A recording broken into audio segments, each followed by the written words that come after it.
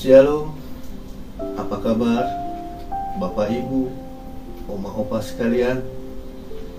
Semoga sehat-sehat semuanya.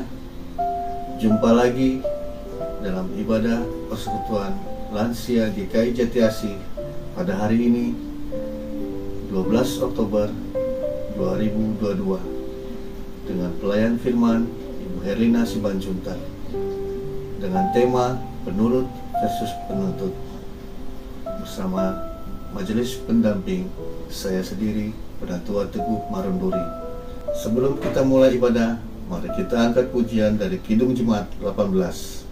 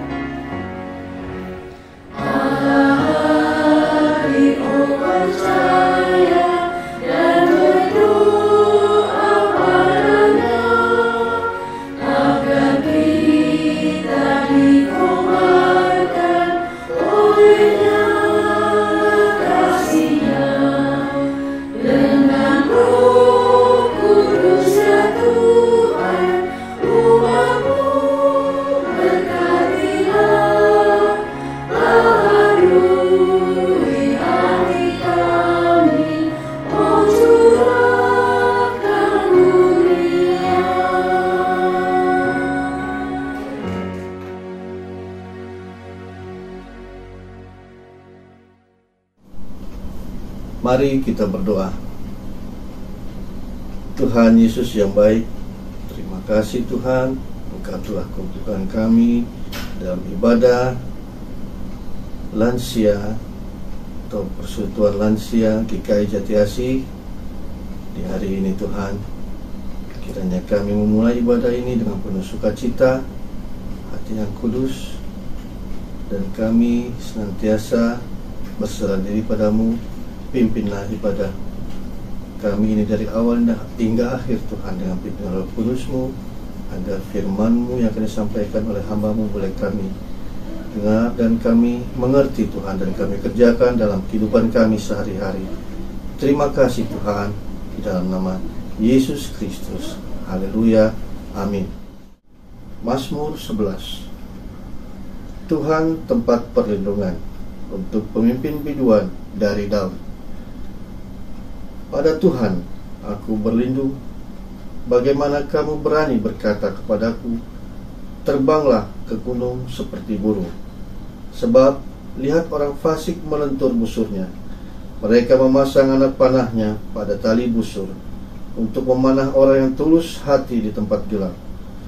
Apabila dasar-dasar dihancurkan, apakah yang dapat dibuat oleh orang benar itu? Tuhan ada di dalam bait-Nya yang kudus. Tuhan tahtanya di sorga, matanya mengamat-ngamati, sorot matanya menguji anak-anak manusia. Tuhan menguji orang benar dan orang fasik, dan Ia membenci orang yang mencintai kekerasan. Ia menghujani orang-orang fasik dengan arang berapi dan belerang. Angin yang menghanguskan, itulah isi piala mereka. Sebab Tuhan adalah adil dan Ia mengasihi keadilan. Orang yang tulus akan memandang wajahnya. Demikian Mazmur.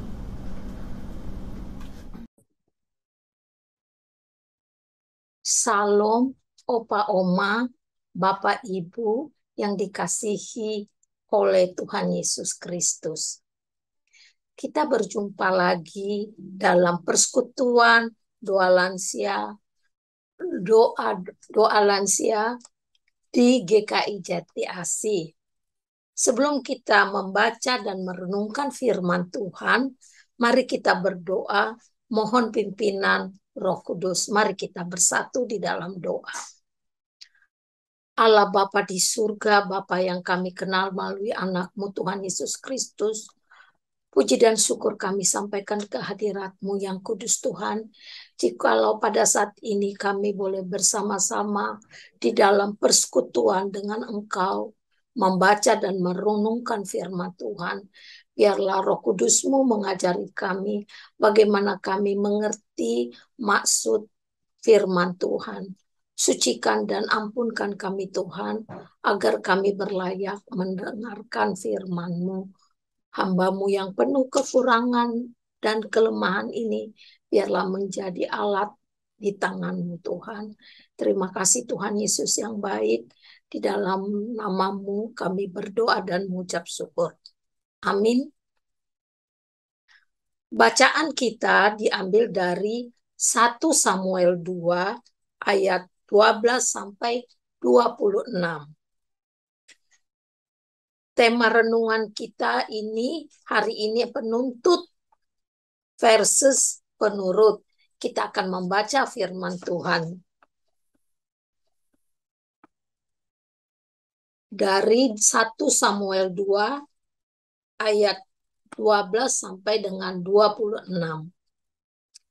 Adapun anak-anak Eli adalah orang-orang dursila. Mereka tidak mengindahkan Tuhan atau batas hak para imam terhadap bangsa itu. Setiap kali seseorang mempersembahkan korban sembelihan, sementara daging itu dimasak, datanglah bujang imam membawa garpu bergigi 3 di tangannya dan mencucukkan ke dalam bejana atau ke dalam kuali atau ke dalam belanga atau ke dalam periuk. Segala yang ditarik dengan garpu itu ke atas diambil imam itu untuk dirinya sendiri. Dengan demikian mereka memperlakukan semua orang Israel yang datang ke sana, ke Silo. Bahkan sebelum lemaknya dibakar, bujang imam itu datang. Lalu berkata kepada orang yang mempersembahkan korban itu, berikanlah daging kepada imam untuk dipanggang, sebab ia tidak mau menerima daripadamu daging yang dimasak, hanya yang mentah saja. Apabila orang itu menjawab, bukankah lemak itu harus dibakar dahulu, kemudian barulah diambil bagimu sesuka hatimu. Maka berkatalah ia kepada orang itu, sekarang juga harus kau beri.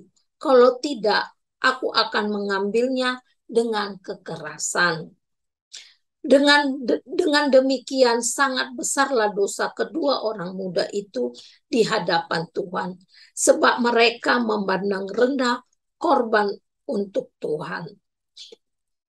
Adapun Samuel menjadi pelayan di hadapan Tuhan. Ia masih anak-anak yang tubuhnya berlilitkan baju efon dari kain lenan. Setiap tahun ibunya membuat dia jubah kecil dan membawa jubah itu kepadanya. Apabila ia bersama-sama suaminya pergi mempersembahkan korban persembelihan tahunan. Lalu Eli memberkati Elkana dan istrinya karena katanya, Tuhan kiranya memberikan keturunan kepadamu dari perempuan ini, pengganti yang telah diserahkannya kepada Tuhan. Sesudah itu pulanglah mereka ke tempat kediamannya. Dan Tuhan mengindahkan Hana sehingga ia mengandung dan melahirkan 3 anak laki-laki dan 2 anak perempuan lagi. Sementara itu, makin besarlah Samuel yang muda itu di hadapan Tuhan. Eli telah sangat tua. Apabila didengarnya segala sesuatu yang dilakukan anak-anaknya terhadap semua orang Israel, bahwa mereka itu tidur dengan perempuan-perempuan yang melayani di depan pintu kemah pertemuan. Berkatalah ia kepada mereka, "Mengapa kamu melakukan hal-hal yang begitu sehingga kudengar dari segenap bangsa ini tentang perbuatan-perbuatanmu yang jahat itu? Janganlah begitu anak-anakku. Bukan kabar baik yang kudengar itu bahwa kamu menyebabkan umat Tuhan melakukan pelanggaran. Jika seseorang berdosa terhadap seorang lain, maka Allah yang akan mengadili. Tetapi jika seseorang berdosa terhadap Tuhan, siapakah yang menjadi perantara baginya? Tetapi tidaklah didengarkan mereka perkataan ayahnya itu, sebab Tuhan hendak mematikan mereka. Tetapi Samuel yang muda itu semakin besar dan semakin disukai, baik di hadapan Tuhan maupun di hadapan manusia." Sedemikian jauh firman Tuhan yang kita baca dan dengar bersama. Oma Opa, judul bacaan tema renungan kita hari ini, penuntut versus penurut.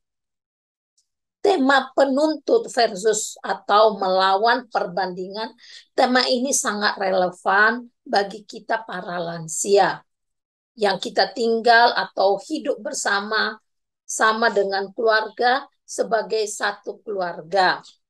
Bagaimana kita memahami bahwa dalam menjalani dan mewujudkan kehidupan keluarga yang bahagia diperlukan sikap seorang penurut daripada seorang penuntut. Oma Opa, Bapak Ibu yang dikasihi oleh Tuhan Yesus Kristus, salah satu kebutuhan dasar manusia adalah kebutuhan harga diri. Kebutuhan untuk dilayani oleh orang lain. Ada 2 macam kebutuhan harga diri. 1, kebutuhan kekuatan, penguasaan, menguasai, kompetensi, percaya diri, dan kemandirian. Kebutuhan mendapat penghargaan dari orang lain yang ada di sekitarnya. Statusnya, ketenarannya, dominasi, kebanggaan dianggap penting dan apresiasi orang lain. Opa dan Oma, kita sudah melewati rentan waktu yang panjang di dalam kehidupan kita. Mungkin di dalam pekerjaan atau karir kita sudah menjalani 25 tahun atau 30 tahun di dalam pekerjaan ataupun karir kita. Dan pekerjaan itu pasti membentuk karakter atau watak kita. Kalau Opa Oma seorang guru misalnya, contohnya, pasti kita ingin didengar akan apa yang kita ketahui dari suatu kejadian. Jadi kalau kita seorang guru itu pengen didengar, dan itulah yang dialami atau dikerjakan atau tugas-tugas seorang guru selama dia bertugas 25 atau sampai 30 tahun yang lalu, sehingga karakternya itu sudah menjadi satu karakter yang utuh di dalam dirinya. Pengalaman-pengalaman ini senantiasa ada di dalam pribadi kita. Contoh kedua, Kalau opa oma berkarir atau ada mempunyai jabatan di waktu masa muda dulu, di puncak karir, tentu opa oma mempunyai pegawai ataupun bawahan yang harus dituntun atau dipimpin. Tentu pengalaman-pengalaman dalam membina karyawan atau pengalaman bagaimana mencapai jabatan atau kesuksesan yang didapat. Jadi pengalaman itu membentuk karakter opa dan oma di dalam karir setiap kita. Ada yang ibu guru atau bapak guru, ada yang pegawai, ataupun ada yang menjadi ibu rumah tangga yang dapat mendidik, membina anak-anaknya, sehingga anak-anaknya mencapai suatu kesuksesan, mencapai suatu kebahagiaan. Ini yang selalu memotivasi diri kita, bagaimana kita bisa dihargai atau dihargai atau dilihat orang lain bahwasanya kita sudah mempunyai pengalaman-pengalaman yang berhasil yang kita jalani. Kebutuhan harga diri ini salah satunya diwujudkan dengan membuat tuntutan atau menuntut orang lain. Seseorang itu menghendaki sesuatu dan menuntut orang lain untuk ikut kemauannya. Dengan tuntutan ini, ia menyatakan keberadaannya agar orang lain melihat atau mengetahui bahwa dia ada dan berharap orang lain akan menghargainya. Kita melihat bagaimana dalam bacaan firman Tuhan hari ini, bagaimana sikap-sikap anak Nabi Eli, yakni Hofni dan Fineas, dan sikap Samuel, seorang pelayan Tuhan yang masih muda. Sikap Hofni dan Fineas adalah menuntut haknya, sedangkan Samuel adalah dia masih muda dan penurut. Ya, jadi kita lihat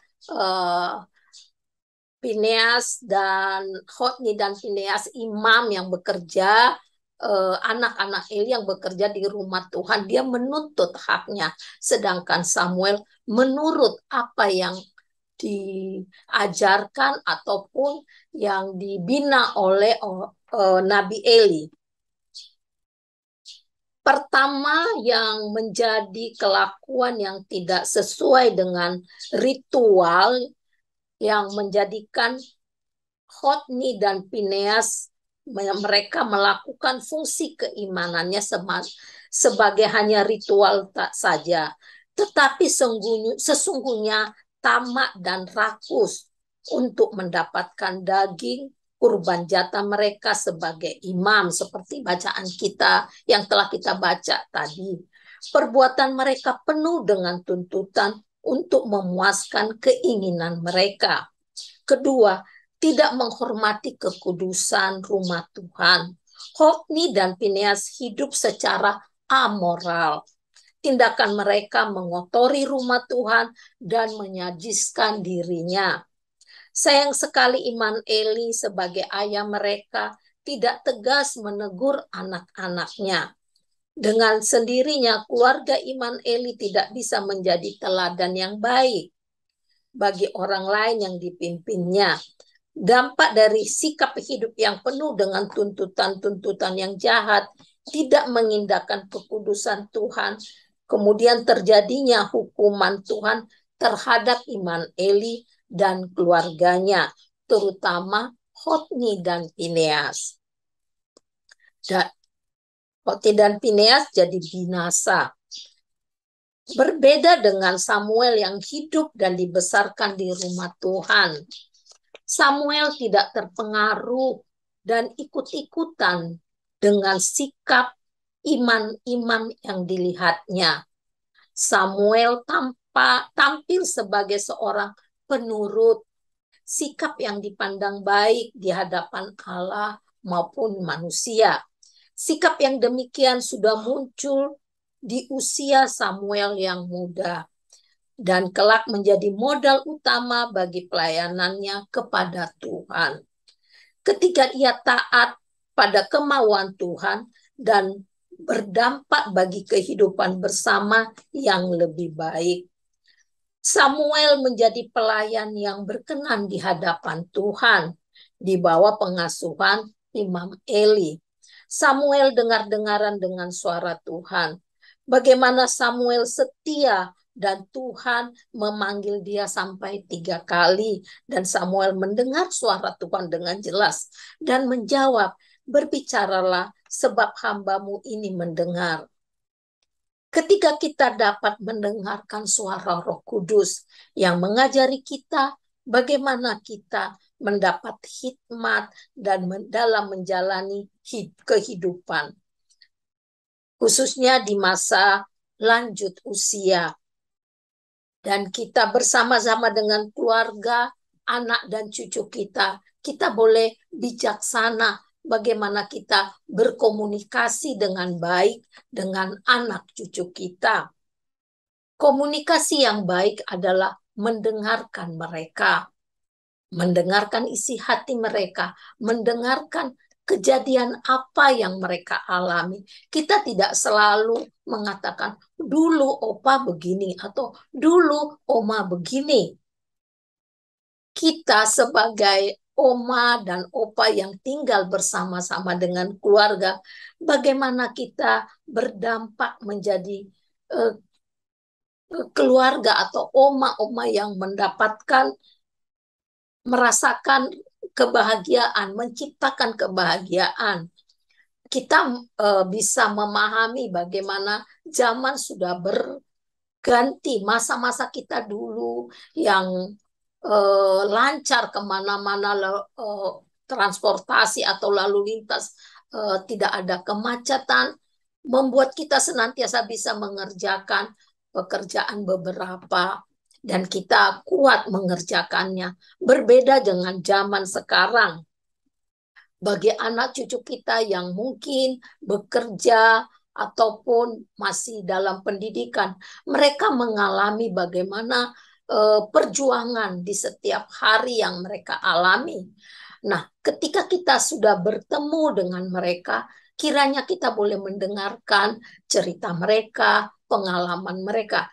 Kita tidak menjadi menuntut, kita menurut bagaimana memberikan nasihat ataupun kita bijaksana mendengarkan atau memberikan nasihat kepada mereka ketika mereka ingin mendengarkan bagaimana menyelesaikan sesuatu kejadian atau sesuatu masalah. Kita dengan berkhidmat dan bijaksana, kita tidak menuntut mereka melakukan A, B, C, tetapi kita mendengar dan memberikan solusi. Bagaimana kita menjadi lansia atau orang tua yang bijaksana? Tentu kita dengar-dengaran dengan suara Tuhan. Pengalaman-pengalaman kita yang dahulu itu boleh kita pakai, tetapi banyak hal yang sudah berbeda karena memang keadaan atau zaman kita dulu berbeda dengan zaman sekarang. Kiranya pengalaman-pengalaman atau komunikasi yang baik bagi anak cucu kita yang khususnya tinggal bersama, kita dapat menciptakan komunikasi yang baik.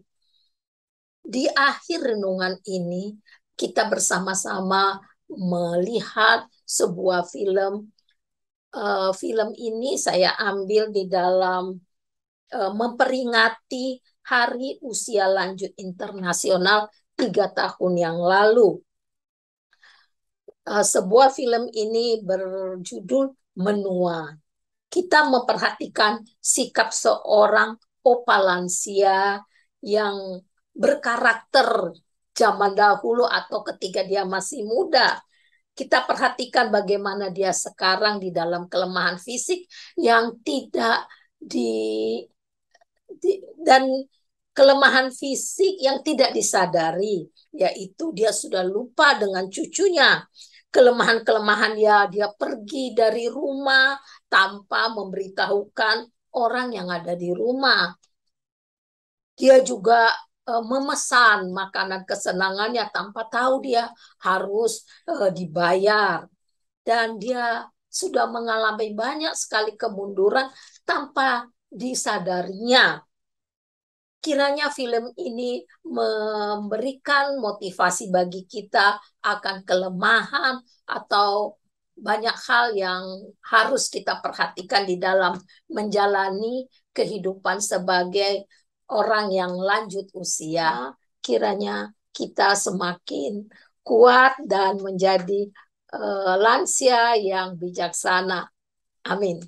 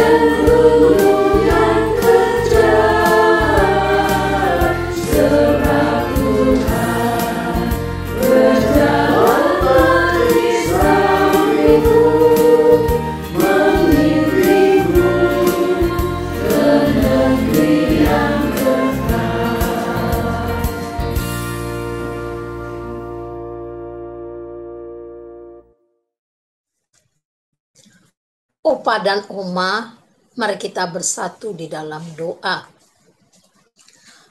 Allah Maha Pengasih dan Penyayang, terima kasih untuk firman-Mu pada pagi hari ini yang menguatkan kami bagaimana kami menjadi seorang lanjut usia yang berkhidmat, yang dengar suara Tuhan. Biarlah Tuhan Roh Kudus-Mu yang memampukan kami di dalam menjalani masa-masa tua kami, dan kami tetap berbahagia karena Tuhan memberikan kemampuan bagi kami. Terima kasih Tuhan, pada hari ini juga kami akan membawa saudara-saudara kami yang lemah tubuh, yang sakit Tuhan. Kami membawa Ibu Sumartini Sihite, Ibu Aurelia Sibuya, Ibu Paulina Harkat, Bapak Budiman Bultog, Bapak Evert Palenkahu, Opali, Opa Joni Kale, Ibu Sri Wahyuni, Oma Amba, Bapak Danang, Ibu Ratna Ningsi, Bapak Indro Lukito, Ibu Tiara, Ibu Rusdarti Pai, Ibu Asmani, Ibu Rati Surandari, Ibu Ati Sontani, Saudara Bimo, Saudara Brian. Tuhan, kepadamu-lah kami bawa saudara-saudara kami yang lemah fisik ini. Biarlah Tuhan tanganmu yang penuh kasih menjamah mereka, memberkati obat dan usaha kesembuhan daripada Tuhan. Berikan saudara-saudara kami ini semangat dan pengharapan bahwa Tuhan senantiasa menyertai kami semuanya. Kami juga membawa kehidupan kami ke dalam tangan kasih-Mu. Kiranya Tuhan senantiasa memampukan kami menjalani kehidupan ini. Terima kasih Bapa di surga. Doa yang jauh daripada sempurna ini akan kami sempurnakan dalam doa yang telah Tuhan ajari kepada kami bersama. Bapa kami yang ada di surga, dikuduskanlah nama-Mu, datanglah kerajaan-Mu, jadilah kehendak-Mu di bumi seperti di sorga. Berilah kami pada hari ini makanan kami yang secukupnya, dan ampunilah kami akan kesalahan kami, seperti kami juga mengampuni orang yang bersalah kepada kami. Dan janganlah bawa kami ke dalam pencobaan, tetapi lepaskanlah kami daripada yang jahat, karena Engkaulah yang empunya kerajaan dan kuasa dan kemuliaan sampai selama-lamanya. Amin. Mari kita menerima berkat dari Tuhan. Berkat kasih karunia dari Allah Bapa, damai sejahtera dari Tuhan Yesus Kristus, serta persekutuan dengan Roh Kudus menyertai kita hari ini sampai selama-lamanya. Amin. Bapa, terima kasih. Bapa, terima kasih. Bapa, terima kasih. Bapa di dalam surga, puji terima kasih.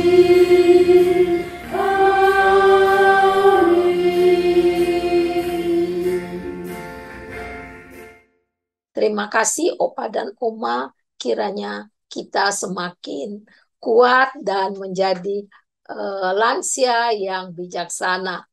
Amin.